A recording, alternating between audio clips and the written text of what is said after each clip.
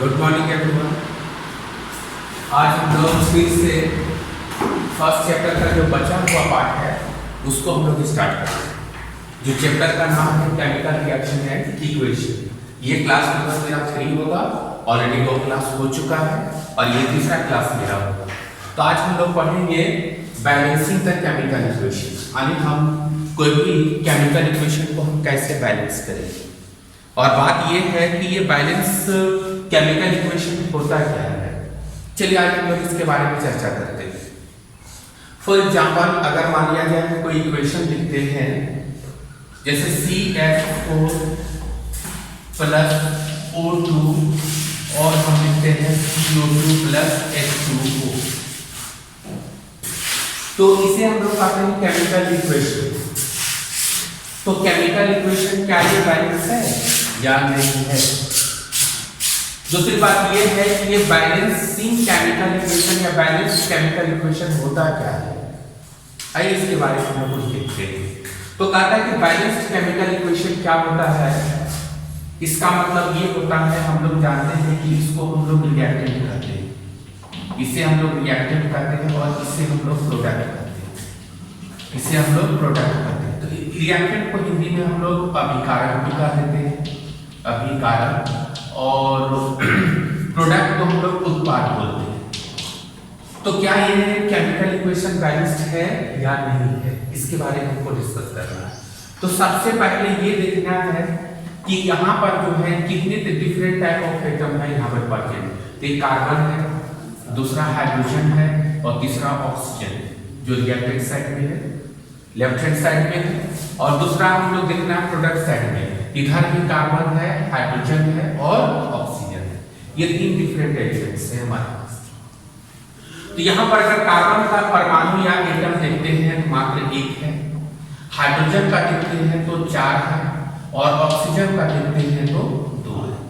जबकि product side में हम लोग देख रहे हैं कार्बन की संख्या जो है, कार्बन परमाणु की संख्या 1 है, हाइड्रोजन की संख्या परमाणु संख्या 2 है और ऑक्सीजन का 2 और 1 3, टोटल कितना हो गया 3।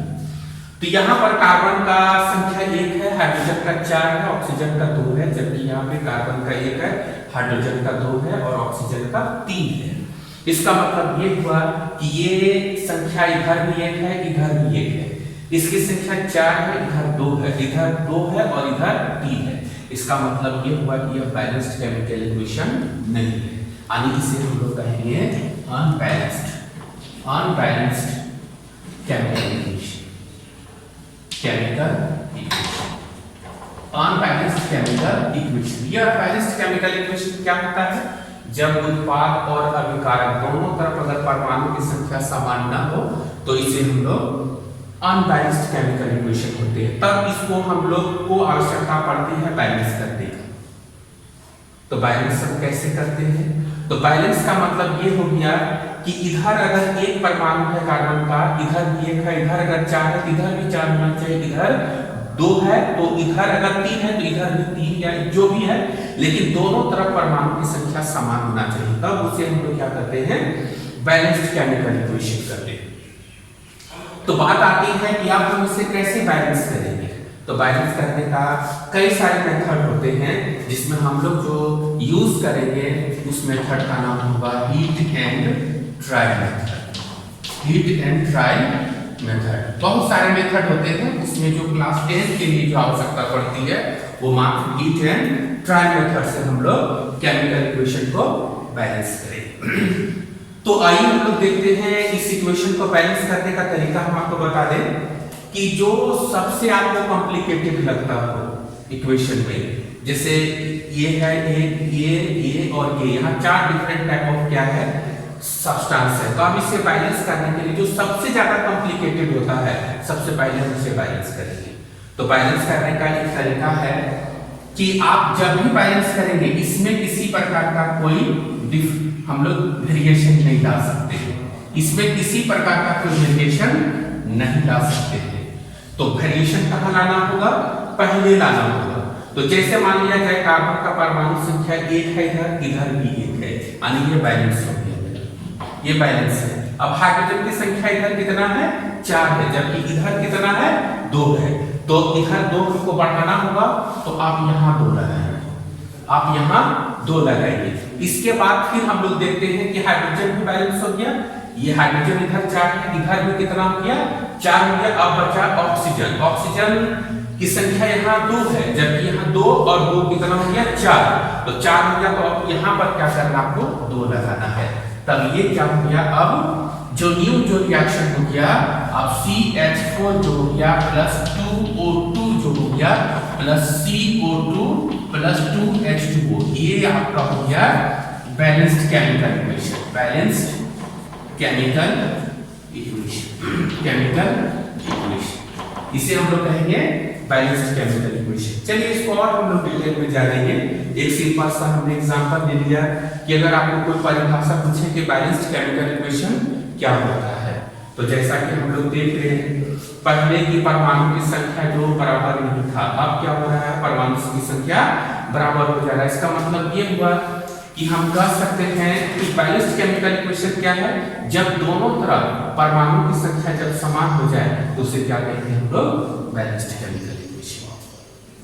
तो और इसको हम लोग डिटेल में पढ़ेंगे, तो इसको हम आगे बढ़ाते हैं इस टॉपिक को।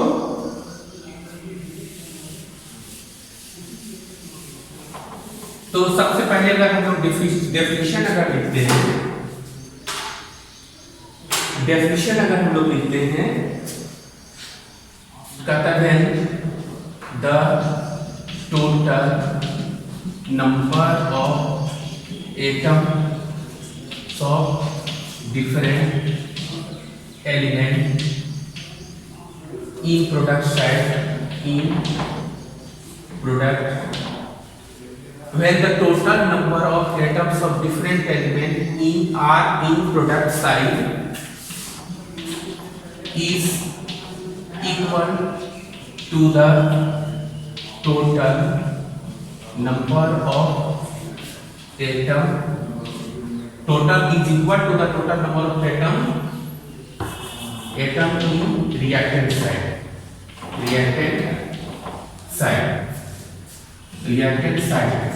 then the chemical equation will be balanced, तो वो केमिकल इक्वेशन क्या हो जाएगा, बैलेंस्ड हो जाएगा। तो हम लोग ये देख रहे हैं बैलेंसिंग द केमिकल इक्वेशन में कि है the total number of atom of different, है ना, different when the total number of atom of different element in product side is equal to the total number of atom in reactant side, then the chemical equation will be balanced, तब chemical reaction क्या होगा, balanced हो जाएगा। तो इसको balancing से पहले हम लोग देखते हैं थोड़ा सा कि कैसे हम लोग बैलेंस करेंगे और कैसे एटम के बारे में हम लोग जानकारी प्राप्त करेंगे। सबसे बड़ा प्रॉब्लम होता है कि कैसे हम लोग जान पाए कि वो बैलेंस्ड है कि नहीं है। तो जैसे कि एग्जांपल हम देखते हैं, जैसे 2Al2O3 लेते हैं, एटम्स को फाइंड आउट कैसे करते हैं, सबसे बड़ा प्रॉब्लम स्टूडेंट को यही होता है। तो जो ये पहले होता है ये सभी के लिए कॉमन होता है, ये इसके लिए भी है और ये इसके लिए, लेकिन जो नीचे होता है ये सिर्फ इसके लिए है और ये सिर्फ इसके लिए है। तो एल्युमिनियम का अगर हम लोग देखें एटम, तो ये हमेशा मल्टीप्लाई होता है, ये और ये मल्टीप्लाई हो जाता है, 2 × 2 बराबर 4 एटम हो गया। उसी तरह अगर हम लोग ऑक्सीजन की बात करते हैं तो ये 2 × 3 बराबर कितना हो गया, 6 एटम हो गया, ये 6 एटम हो गया। इसका मतलब ये जो है, जो पहले जो हम लिखते हैं वो सभी के लिए कॉमन होता है, ये सभी के लिए कॉमन होता है, लेकिन जो नीचे होता है वो इंडिविजुअली उसी के लिए होता है जिस एटम के नीचे वो होता है, प्रेजेंट होता है। दूसरा एग्जांपल लेते हैं, एग्जांपल नंबर 2 लेते हैं। जैसे मान लिया जाए कभी कभी ऐसा देखने को मिलता है Al2SO4 और 3 मिलता है, और सपोज देख हम यहाँ 2 और लगा दिए हैं, तो ये जो है इसके लिए भी है, ये इसके लिए भी है और ये इसके लिए भी, ये तीनों के लिए हम लोग देख सकते हैं, ये तीनों के लिए होता है। ये जो कॉमन है ये एल्युमिनियम के लिए भी हो सकता है, होता है, और ये 2 जो है सल्फर के लिए भी होगा, ये 2 जो है ऑक्सीजन के लिए भी होगा। लेकिन ये 2 है सिर्फ किसके लिए होगा, एल्युमिनियम के लिए होगा। ये जो 3 है ये हॉल ब्रैकेट के अंदर है, इसलिए ये इसके लिए भी होगा और ये इसके लिए भी होगा। तो इसका मतलब ये हो गया कि इस केस में अगर हम लोग देखें कि एल्युमिनियम का कितना हो गया 2 × 2 बराबर कितना हो गया 4 एटम हो गया, है ना। सल्फर का कितना हो गया 2 × ये जो नीचे है 3 हो गया बराबर 6 हो गया, और ऑक्सीजन का जो है ये 2 और जो है 2 × 4 × 3 हो जाएगा। ये 2 है और यहाँ पर 4 भी है, तो ये हॉल ब्रैकेट ये इसके लिए हो गया, ये 3 जो है ये दोनों के लिए हो गया। इस तरह से कितना हो गया 24 एटम हो गया। कितना हो गया 24 एटम हो गया। तो ये पहला चीज आना चाहिए बच्चों को कि हम कैसे इसको बैलेंस करें, है ना। तो हम लोग देखें 2 डिफरेंट टाइप का कंपाउंड्स में एटम को हम कैसे डिस्टिंग्विश या कैसे फाइंड आउट करते हैं, है ना। हमको लगता है इससे आप लोगों को शायद ये आइडिया आ जाए कि किसी भी कंपाउंड्स में किसी भी डिफरेंट एलिमेंट्स के कितने एटम प्रेजेंट होते हैं, शायद ये आइडिया आपको आ जाना चाहिए। जैसे कि हमने यहाँ पर देखा कि फिर से एक बार रिपीट करते रहे, ये जो होता है पहले वर्ड्स जो मतलब जो नंबर्स होते हैं ये सभी के लिए कॉमन होता है, लेकिन जो नीचे होता है तो जिसके नीचे लगा हुआ रहता है नंबर वो इंडिविजुअली उसी के लिए होता है। लेकिन कभी कभी हॉल ब्रैकेट की बात आती है तो हॉल ब्रैकेट जितने में रहेगा वो नीचे वाला भी सभी के लिए कॉमन होगा, और हॉल ब्रैकेट के अंदर भी ऑक्सीजन में 4 है, ये ओनली सिर्फ किसके लिए होगा ऑक्सीजन के लिए होगा। ओके, अब आगे हम लोग पढ़ते हैं नेक्स्ट हम लोग बैलेंस करते हैं दूसरा केमिकल इक्वेशन। नेक्स्ट हम लोग जैसे दूसरा हम लोग लेते हैं जैसे C2H6 plus O2 CO2 plus H2। अब देखना ये है कि क्या यह केमिकल इक्वेशन बैलेंस है या नहीं। देखना ये हमें क्या ये केमिकल इक्वेशन बैलेंस्ड है या नहीं है। तो चलिए हम लोग देखते हैं कार्बन का कितना एटम हो गया 2, हाइड्रोजन का कितना है 6 और ऑक्सीजन का कितना है 2। जबकि इस इक्विधार अगर प्रोडक्ट साइड में हम लोग देखते हैं तो कार्बन इसको हम लोग एलएचएस भी लिख सकते हैं लेफ्ट हैंड साइड में, और राइट हैंड साइड में अगर हम लोग देखते हैं तो राइट हैंड साइड में कार्बन का कितना एटम हो गया 1 है, ऑक्सीजन का 2 और 1 कितना हो गया 3, और हाइड्रोजन का कितना हो गया 2। तो अब कार्बन का 2 है, कार्बन का यहाँ पर 1 है, हाइड्रोजन का यहाँ 6 है, जबकि हाइड्रोजन का यहाँ मात्र 2 है, ऑक्सीजन का यहाँ 2 है और ऑक्सीजन के यहाँ 3 है। इसका मतलब यह इक्वेशन बैलेंस्ड नहीं है। तो अब हम लोग इसको क्या करेंगे बैलेंस करेंगे C2H6 प्लस O2 और CO2 प्लस क्या है H2O है।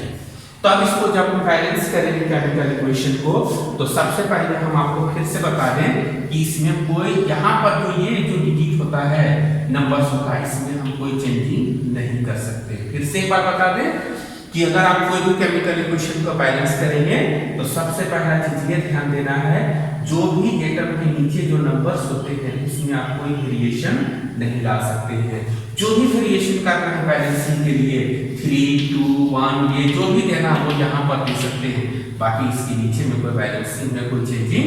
इसलिए हम इसको क्या कर रहे हैं इस तरह से इसको घेर दे रहे हैं ताकि ये हो जाए इसमें कोई चेंजिंग नहीं ला सकते हैं। आप जो भी करना है आपको बिफोर है ना नंबर्स का एडिंग करना है। तो चलिए हम लोग इसको बैलेंस करते हैं।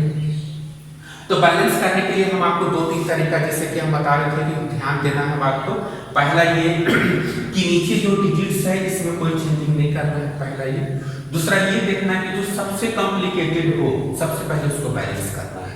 तो यहाँ पर 4 कंपाउंड्स हैं जैसे एलिमेंट्स का कंपाउंड है जैसे C2H6 है प्लस O2 है CO2 है और H2O है 4।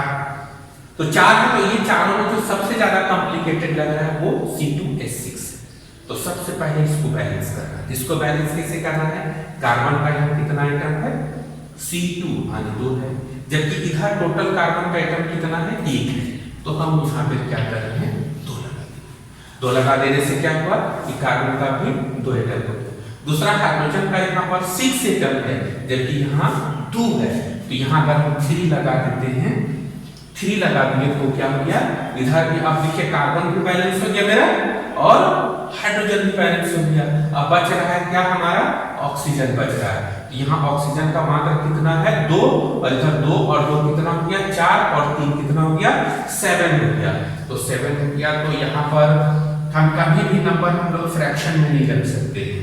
तो 7 आ गया तो 3 लगाते हैं तो 6 होता है, 4 लगाते हैं तो जैसे 3 अगर लगाएंगे तो 6 मात्र होता है जबकि हमको 7 चाहिए, और अगर 4 लगाते हैं तो 8 हो जाता है जबकि उधर कितना है 7 है। तो इसके लिए आप सबसे बेहतर आप तरीका क्या ढूंढ सकते हैं 7/2 होती है 7/2।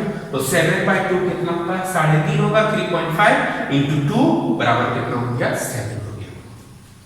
तो अगर मान लिया जाए ये जो हम लिख दिए C2H6 है प्लस क्या आ गया 7/2 आ गया O2 और क्या है 2CO2 प्लस क्या है 3H2O, तो ये बैलेंस है। लेकिन यहाँ पर क्या है फ्रैक्शन में इसको हटाना है हमको, तो हटाने के लिए हमको क्या करना होता है, जो इसके नीचे है उतना सभी को है ना कॉमन मल्टीप्लाई कर देना है। कॉमन मल्टीप्लाई अगर हम कर देते हैं इंटू 2 सभी को मल्टीप्लाई हम 2 से कर देते हैं, तब मेरा इक्वेशन आ जाएगा 2C2H6 प्लस 2 into 7/2 और ये जो हो जाएगा 2 into 2CO2 plus 2 into 3H2O या अब ये 2 और 2 क्या हो गया कैंसिल हो गया। अब यहाँ पर क्या हो गया 2C2H6 plus 7O2 4CO2 plus 6H2O हो गया। अब हम लोग देखें कि यह बैलेंस है कि नहीं, तो हम लोग क्या करना है फिर लेफ्ट हैंड साइड में देखते हैं। लेफ्ट हैंड साइड में कार्बन का कितना एटम हो गया, कार्बन का 4 हो गया, ये दोनों के लिए है तो 4 हो गया। हाइड्रोजन का कितना हो गया 2 into 6 बराबर 6 हो गया 12 हो गया, और ऑक्सीजन का कितना हो गया 14 हो गया। अब राइट हैंड साइड में हम लोग देखते हैं, राइट हैंड साइड में अगर हम लोग देखते हैं तो कार्बन का कितना हो गया 4 हो गया, ये 4 है। हाइड्रोजन का हम लोग देखते हैं तो 6 into 2 12 हो गया, और ऑक्सीजन का 4 हो गया 8 और 6 कितना हो गया 14 यानी 14 हो गया। और इस तरह से हम लोग बैलेंसिंग करते हैं। तो आप इस तरह से केमिकल इक्वेशन को हीट एंड ट्रायल मेथड से बैलेंस कर सकते हैं। कोई भी कॉम्प्लिकेटेड केमिकल इक्वेशन को आप नॉर्मली इस मेथड से बैलेंस कर सकते हैं। अब आगे हम लोग कुछ क्वेश्चन आपको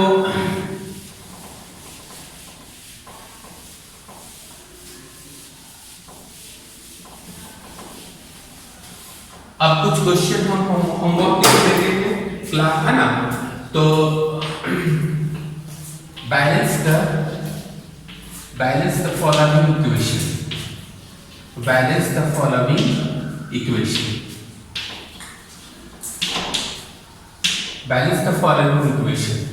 Example number 1 N2 plus H2 NH3, दूसरा है C6H6 plus O2 CO2 plus H2O, तीसरा है NaOH plus H2SO4 Na2SO4 plus H2O। ये आप इसे बैलेंस कर सकते हैं उस मेथड से। हीट एंड ट्रायल मेथड से आपको बैलेंस करना है। Heat and trial method, heat and trial method से आपको बैलेंस करना है 3 इक्वेशन को। पहला इक्वेशन है N2 plus H2 NH3 है, दूसरा C6H6 plus O2 CO2 plus H2O है, तीसरा इक्वेशन NaOH plus H2SO4 है, Na2SO4 है और H2O है। ये 3 इक्वेशन को आप लोग को बैलेंस करना है हीट एंड ट्रायल मेथड से। नेक्स्ट हम लोग आगे बढ़ते हैं।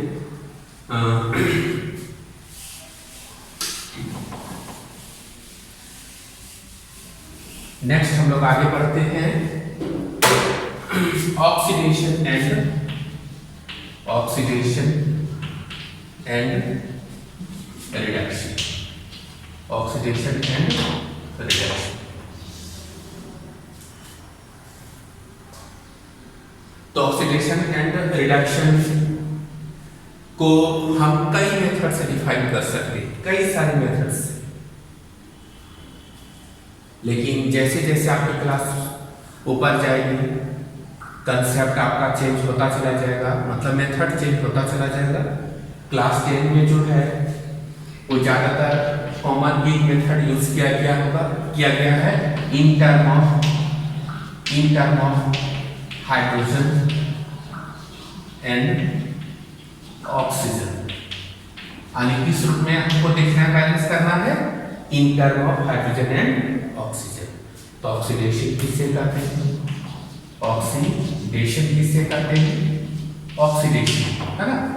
तो ऑक्सीडेशन करते हैं या तो हम लिख सकते हैं loss of hydrogen, loss of hydrogen, loss of hydrogen from the substance are called oxidation, या दूसरे रूप में हम कह सकते हैं addition of oxygen is called addition of oxygen to the substance are called oxidation. यानी हम दो तरह से इसको हम डिफाइन कर सकते हैं ऑक्सीडेशन को, loss of hydrogen from the substance are called oxidation और addition of oxygen to the substance are called oxidation. यानी ये दो मेथड आपके पास है, यानी दो मेथड से हम क्या कर सकते हैं, ऑक्सीडेशन को फाइंड आउट कर सकते हैं कि ऑक्सीडेशन हो रहा है या रिडक्शन हो रहा है। दूसरा जो है रिडक्शन जो है जस्ट अपोजिट है, रिडक्शन जो होता है ये जस्ट अपोजिट होता है ना। जैसे loss of oxygen from the substance या एडिशन ऑफ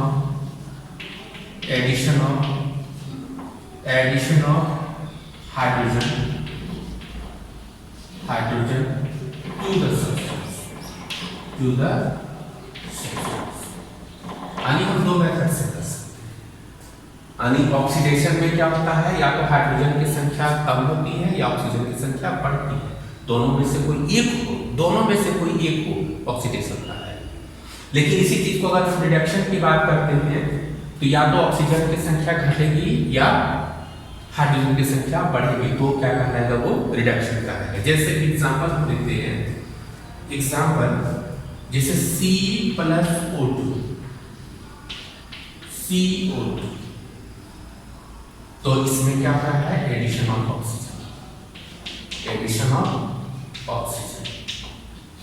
यानी बात यह आती, कभी बच्चे में ये प्रॉब्लम होता है कि सर कैसे आपको पता चलेगा, तो आपको मैं बता दूं, हमेशा आपको रिएक्टेंट को प्रोडक्ट के साथ कंपेयर करना।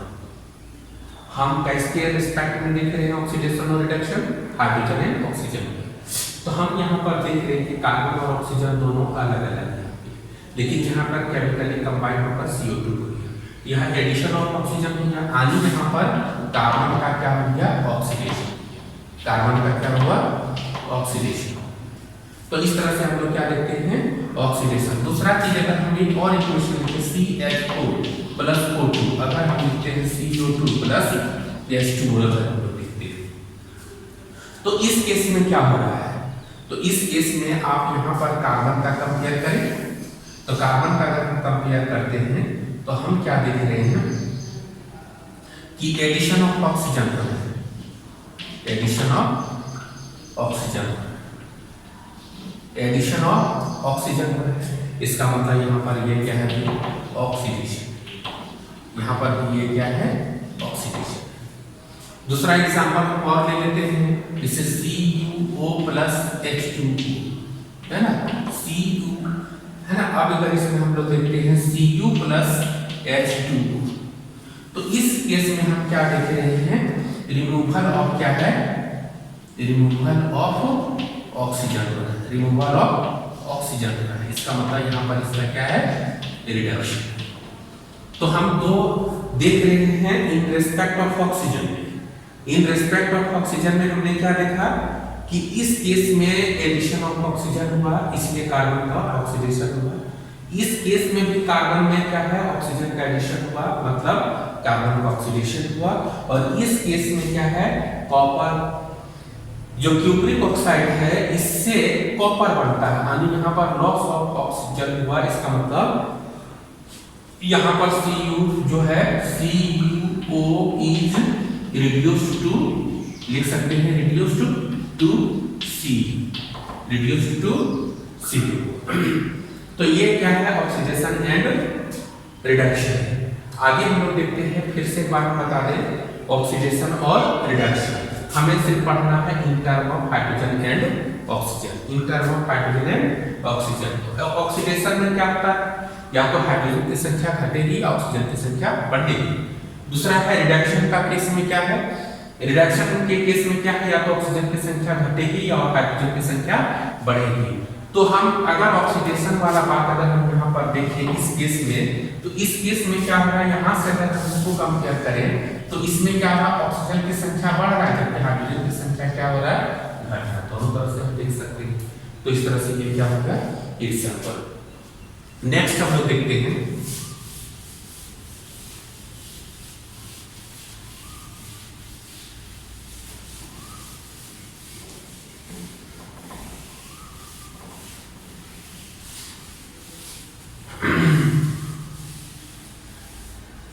ये तो कॉमन मेथड था, लेकिन अगर हम लोग थोड़ा सा एक और अगर हम लोग कॉन्सेप्ट देखें, क्योंकि बहुत सारे ऐसे रिएक्शन होंगे जहां पर ये मुश्किल करना हो जाएगा कि कब एडिशन और कब एडिशन हो रहा है और कब रिमूवल हो रहा है हाइड्रोजन या ऑक्सीजन का।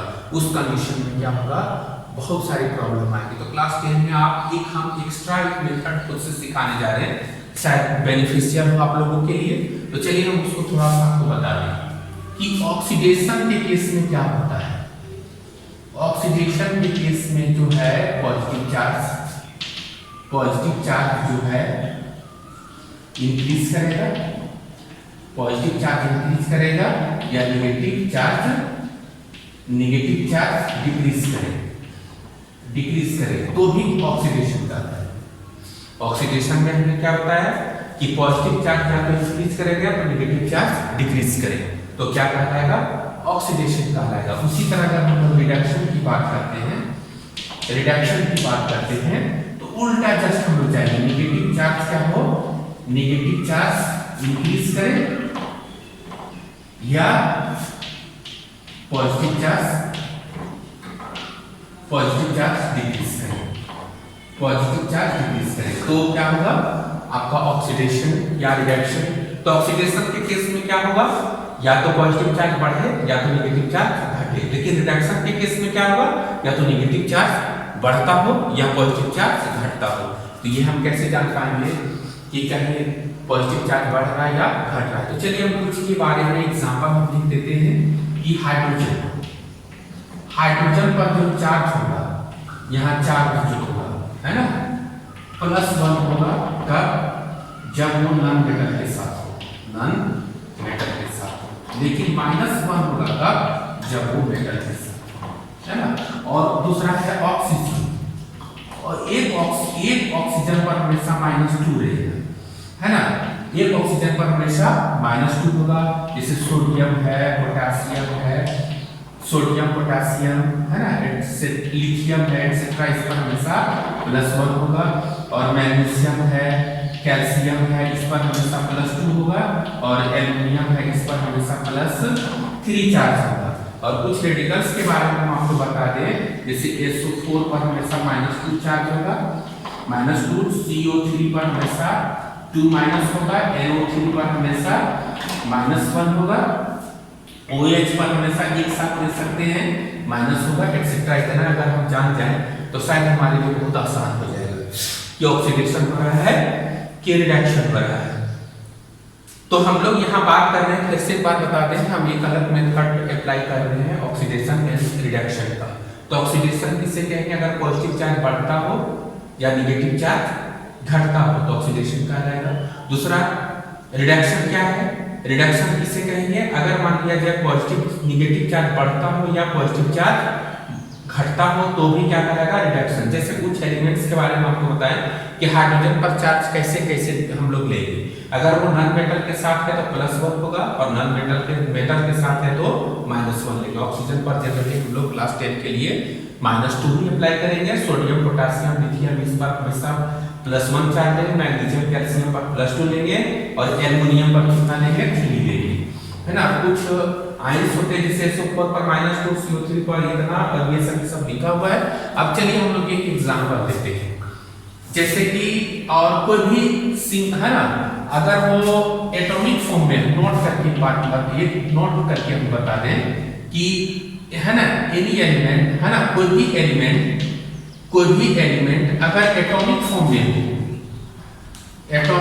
में हो तो उस पर चार्ज हमेशा 0 लेंगे, चार्ज हमेशा 0। एक बात ये तो ध्यान रखना है कि कोई भी एलिमेंट अगर एटॉमिक फॉर्म में हो तो चार्ज हमेशा 0 लेंगे। बात है कि एटॉमिक फॉर्म में होगा कब, कैसे जान पाएंगे, तो चलिए हम लोग डिस्कस करते हैं कि एटॉमिक फॉर्म होता क्या है। जैसे मान लिया जाए, या दूसरा है कि मॉलिक्यूलर फॉर्म में हो, लेकिन सब ऑल एटम्स आर सेम, तो भी चार्ज इस पर 0 होगा, कितना होगा, 0 होगा। चलिए हम दोनों के बारे में कंसेप्ट की बात करते हैं। जैसे मान लिया जाए एक MgBm + O2 और यहाँ MgO लिए। अब इसको बैलेंस करना है तो सबसे पहले देखेंगे मैग्नीशियम का 1 है, ऑक्सीजन का 2 है, यहाँ 1 है, यहाँ 2 लगा देंगे, यहाँ 2 लगा देंगे, तो ये बैलेंस हो गया। अब देखना ये है कि ये किस फॉर्म में है। हमने बताया कि एलिमेंट अगर एटॉमिक फॉर्म में हो तो ये किस फॉर्म में है, ये एटम है और सब एटम है तो इस पर चार्ज 0 हो गया। ये ऑक्सीजन है, लेकिन दोनों एटम सेम है, यहाँ पे मॉलिक्यूल्स है लेकिन सभी एटम सेम हो तो भी चार्ज इस पर क्या होगा, 0 होगा। लेकिन ये जो मॉलिक्यूल्स का कंपाउंड है लेकिन सभी एटम इसमें सेम नहीं है, तब चार्ज का फर्क हो जाएगा। इसका मतलब ये हुआ कि एक ऑक्सीजन पर हमें कितना लेना है, -2, तो ऑक्सीजन इस पर कितना हो गया, +2। यहाँ से इसको अगर हम कंपेयर करते हैं तो चार्ज यहाँ 0 से +2 चला गया, यानी पॉजिटिव चार्ज इंक्रीज कर गया। तो इंक्रीज का मतलब यहाँ पर क्या हो गया, यहाँ पे ऑक्सीडेशन हो गया, यहाँ पर इसका क्या हो गया, ऑक्सीडेशन हो गया। लेकिन इस केस में अगर हम यहाँ देखें तो 0 से क्या हो गया, -2 हो गया, मतलब यहाँ पर इसका क्या हुआ, रिडक्शन हो गया। तो इस तरह से हम लोग बना सकते हैं ऑक्सीडेशन एंड रिडक्शन, है ना। तो कोई भी केमिकल रिएक्शन में ऑक्सीडेशन और रिडक्शन साथ साथ होता है, इसलिए एक नया वर्ड जुड़ जाता है, रेडॉक्स रिएक्शन। तो रेडॉक्स रिएक्शन होता क्या है कि when oxidation and reduction take place simultaneously,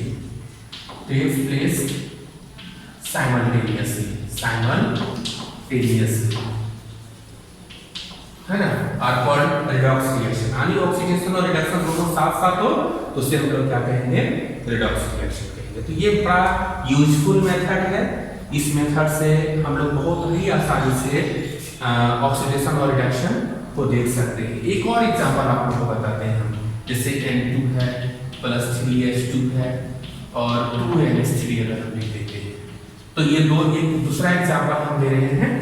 तो ये देखेंगे कि दोनों एटम सेम है इसलिए इस पर चार्ज 0 होगा, यहाँ पर भी दोनों एटम सेम है इसलिए चार्ज इस पर 0 होगा, लेकिन ये डिफरेंट आएगा, यहाँ पे चार्ज 0 नहीं होगा। तो ये नॉन मेटल है, नाइट्रोजन अगर नॉन मेटल है तो हाइड्रोजन पर चार्ज कितना आ जाएगा, +1। तो यहाँ हाइड्रोजन पर 3 है तो +1 × 3 बराबर +3 हो गया, तो नाइट्रोजन पर कितना आएगा, -3। यानी कोई भी कंपाउंड में जितना प्लस चार्ज होता है उतना ही माइनस चार्ज होता है। अब हम लोग कंपेयर करें तो देख लें यहाँ पर क्या हो गया, 0 से किधर भागा, -3, मतलब इसका क्या हो गया, रिडक्शन हो गया। लेकिन इस केस में अगर हम लोग देखें कि 0 से कहाँ चला गया, अगर 1 की बात करें तो +1, तो ये क्या हो गया, ऑक्सीडेशन हो गया। इस तरह से बड़ा आसानी से हम ऑक्सीडेशन और रिडक्शन को फाइंड आउट कर सकते हैं, है ना। तो अब लास्ट टॉपिक हम लोग बात करते हैं रेसिडिटी। हिंदी में इसको कहते हैं विपरीत गणित। रेसिडिटी या विपरीत गणित ये क्या है? जैसे आप लोग घर में देखे होंगे कभी कि पुआ या कोई चीज कोई त्योहार में पकता है और उसको कुछ ज़्यादा दिन तक हम रख लेते हैं तो उसमें एक अलग टाइप का स्मेल आने लगता है। या दूसरा चीज़ आप कभी देखे होंगे कि रसोई घर में जहाँ पे सरसों का तेल रखते हैं वहाँ पर भी क्या होता है, एक अलग टाइप का स्मेल आ जाती है। उसी को हम विपरीत गंधता या रेसिडिटी कहते हैं। ये होता क्या है? कहता है कि वैसे खाद्य पदार्थ जिसको अगर हम ज़्यादा समय तक खुले में छोड़ दें, जिसमें ऑयल या फैट पाया जाता हो या ऑयल या फैट उसमें हो, तो ऑक्सीजन के प्रेजेंस में क्या होता है, ऑक्सीडाइज कर जाता है और दूसरी तरह का सब्सटेंस का फॉर्म कर देता है।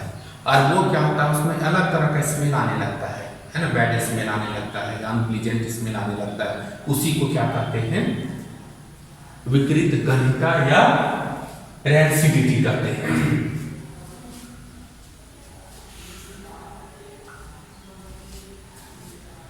इसको लिख सकते हैं oil and fat present in food gate oxidized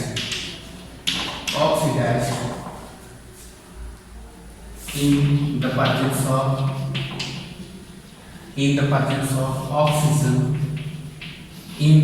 of oxygen या air to give oil and fat present in food get oxidized in the presence of oxygen or air to give unpleasant smell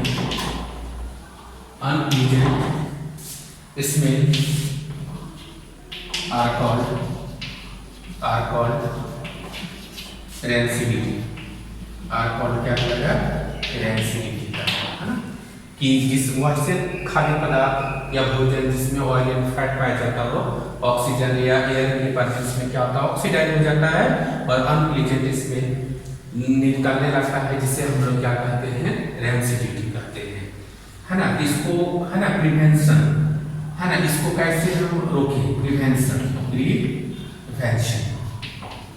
तो prevention में हम लोग कर सकते हैं by use antioxidant substance या, है ना, एंटीऑक्सीडेंट सब्सटेंस, या दूसरा हम लोग कर सकते हैं बाय फिलिंग ऑफ नाइट्रोजन। आप देखे होंगे जैसे कुरकुरे या चिप्स, जो भी चीज जिसमें ऑयल पाया जाता है उसका जो है पैकेट जो होता है वो फुला हुआ रहता है। इसका मतलब ये है उसमें नाइट्रोजन गैस फिलिंग कर लिया जाता है। उससे होता क्या है कि नाइट्रोजन जो होता है लेस रिएक्टिव या वेरी लेस रिएक्टिव होता है और उसको ऑक्सीडेशन होने से बचाता है और भोजन का लाइफ ज़्यादा बढ़ जाता है। इसलिए हम लोग जो भी चीज़ खाते हैं उसमें नाइट्रोजन गैस भरा हुआ रहता है ना। अब आइए हम लोग होमवर्क देते हैं और ये चैप्टर खत्म हुआ, चलो, है ना। ये चैप्टर खत्म हुआ, कुछ क्वेश्चन को आपको हम लिख देते हैं। आइए हम लोग को कुछ प्रश्न के बारे में हम देखते हैं।